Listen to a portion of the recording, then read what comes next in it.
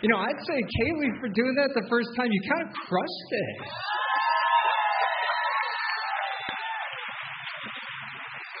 All right, next I'd like to invite to the stage Adolfo Lopez, a two-time alumnus of the Mental Health Association of Columbia and Greene County's Hudson Promise Corps. Adolfo has a very powerful story to share with all of us about how AmeriCorps benefited his life. Let's see it, Adolfo.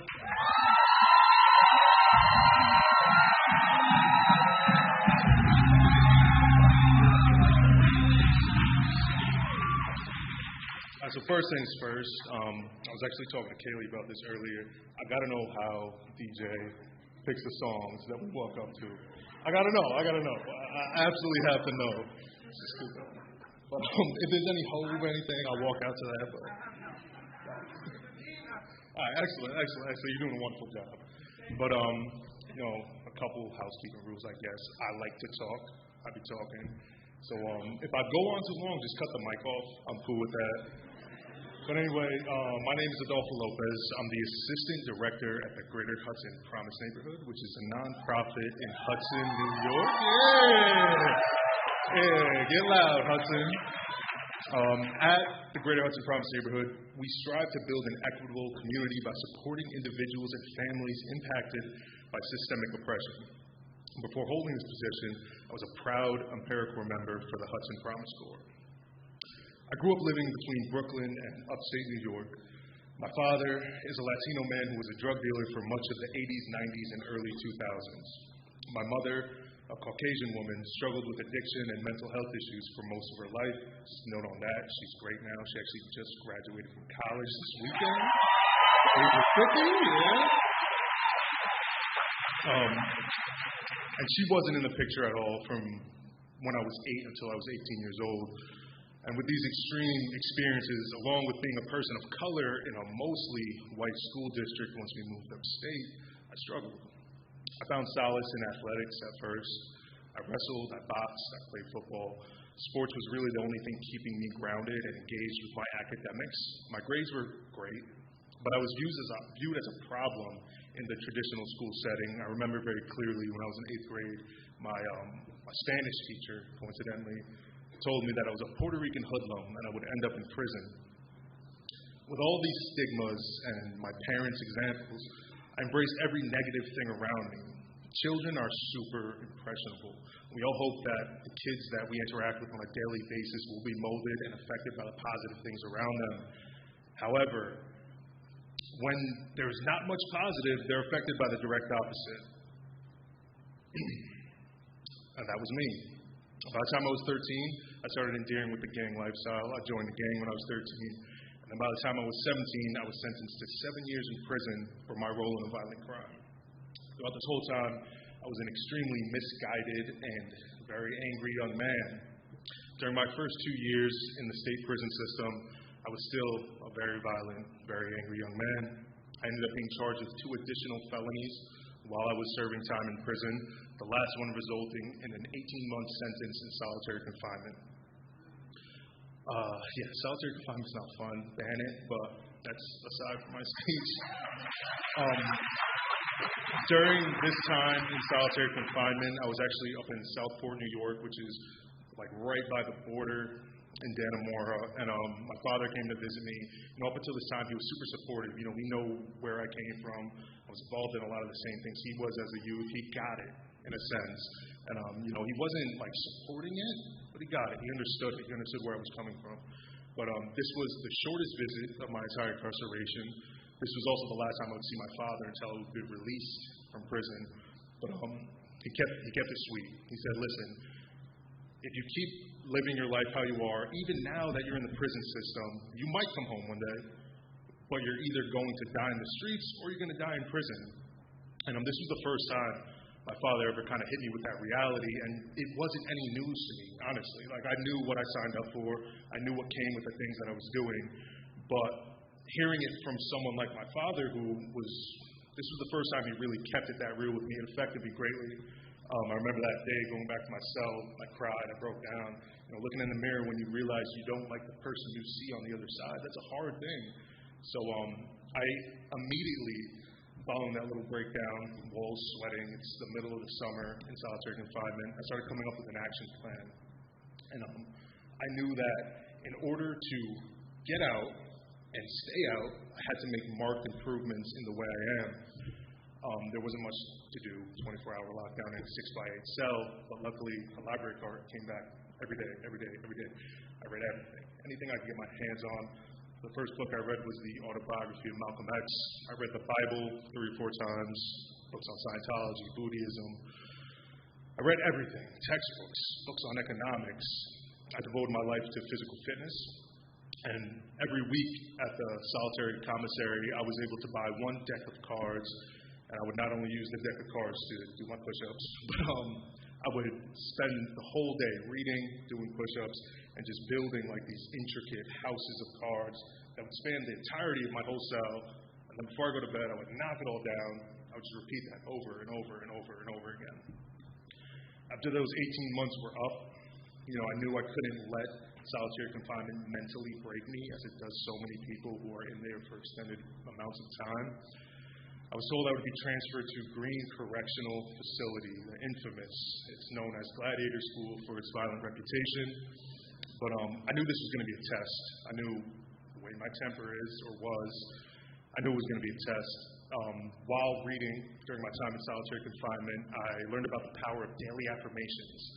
And I knew that the number one thing holding me back every prison I was in, every jail I was in, every social setting I was in was my temper. So I took an index card as soon as I got to Green Correctional, and I wrote, "Remember the smile," and then I drew a big old smiley face on it. I wrapped up in Scotch tape to kind of laminate it, so when it's in my pockets and I'm sweating, it doesn't get all messed up, and I carried that card around me for the duration of my incarceration.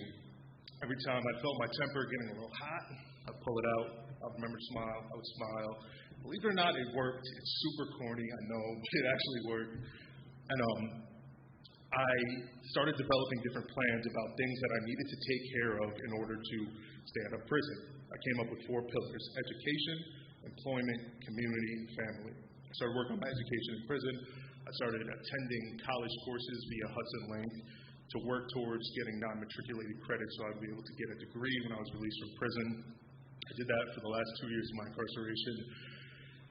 And the way the world works, it's funny sometimes. If you put good things out there, you put the effort in, good things just start happening. My very last course during my incarceration was an introduction to social work, taught by an amazing, super impressive, super inspiring professor, Joan Hunt. Like, she's the GOAT. Google her. Like, she's my hero, honestly. But, Joan was really the first person that she recognized that I wanted to live a life in service of others, that I had a story, that I was able to orate that story and potentially use it for the good of others, and she nurtured that. And she broke every single rule that there is when you work or teach in a prison, and she gave me her contact information. Not supposed to do that, but shout out to Joan again. So I was eventually released maybe 2 or 3 weeks after that moment in that class. I was no longer an angry 17-year-old boy. I was now a 23-year-old man. And I applied to the University of Albany while I was in my prison cell, and I was accepted with a 3.89 GPA.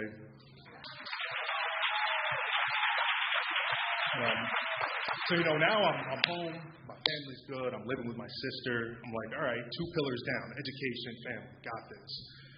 Employment came around, and I would go to so many interviews, I would kill them. I would be charismatic, say all the right things, smile, be personable, and they'd be like, "Oh, we're looking forward to working with you, pending the background check." I'll be like, "I'm not going to hear from you again," and I would never hear from them again. By complete happenstance, I ended up getting a job dishwashing, which turned into a job waiting tables, which turned into a job bartending. While this time I was saving money to get a car, and my license failed my road test like 4 times. So stay away if you see me driving. But it was all with the end goal of once again going to the Greater Hudson Promise neighborhood and working with my former professor. And at the time, we've grown immensely. But at the time, we were a super small nonprofit, so most of the staff was AmeriCorps. That's how I ended up getting introduced to Hudson Promise Corps, my good friend, Eric Bell. Shout out to to Eric Bell and Joan Hunt for advocating for me to no end to get this job.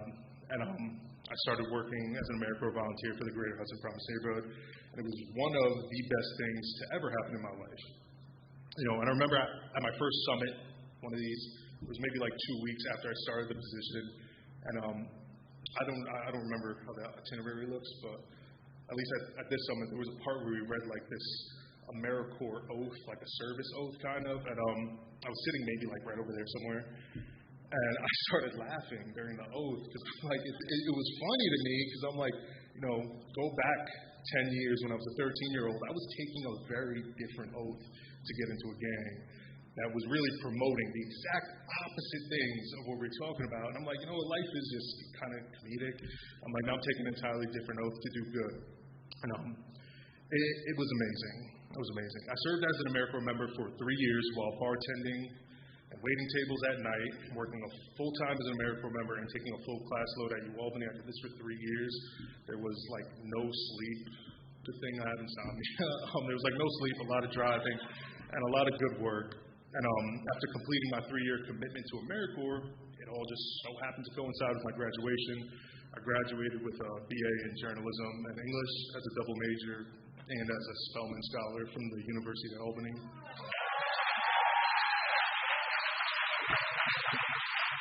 And then, the way the world works, I ended up being hired as the assistant director at the Greater Hudson Promise neighborhood all these years later. So now, I would like to work my way towards closing because I could literally talk to you guys all day if they would let me. I'll give some advice. First of all, this is a job. No matter how anyone wants to frame it, this is a job. There's going to be days where you don't want to come to work, where you want to drag your feet. The days where you're not feeling it, give 110%. The days where you're feeling it, give 90% because the way you feel will make up for the other 10%. That's literally how I did it the whole 3 years, and it was pretty awesome. I won't be talking now, so it couldn't have been that bad. While the educational awards that we receive, they're amazing, like they help me pay off the majority of my student loans, this job is about serving other people. The absolute best part I took from my time as an AmeriCorps member was not only doing good work in service of others, but doing good work with others. At these events, at I Love My Park Day, at community events, I would disappear. Straight up disappear. Eric Bells texted me, "Hey, where are you?" I'm like, I'm around, but I come back dirty, covered in leaves, and I'm like, I'm working with other groups of people because this is such a phenomenal networking opportunity. You never know who you're going to talk to and what bridges they can open for your life, or you can open for theirs. Events like these are such crucial opportunities, and everyone you meet has the potential to be an important piece of your puzzle. In prison, I learned about the powerful effect of the gift of gab. I always have to talk myself into situations, talk myself out of situations. We're naturally social creatures. And when working in the service of others, we're often forced to be more social. Use this to your advantage. AmeriCorps gave me an outlet to positively affect my life and the lives of others. Not only did AmeriCorps help me address the employment pillar of my plan, in essence, that fourth pillar, the community, it helped me cultivate the community pillar. Please remember to love yourself and love your community. At the Greater Hudson Promise neighborhood, one of our core values is the human capacity to change, wherein people can turn things around and lead lives of responsibility and contribution after they have been in conflict with the law. I try my hardest every day to embody this core value, and I can honestly say that without AmeriCorps, Hudson Promise Corps specifically, I don't think any of this would have been possible. Thank you all for your time.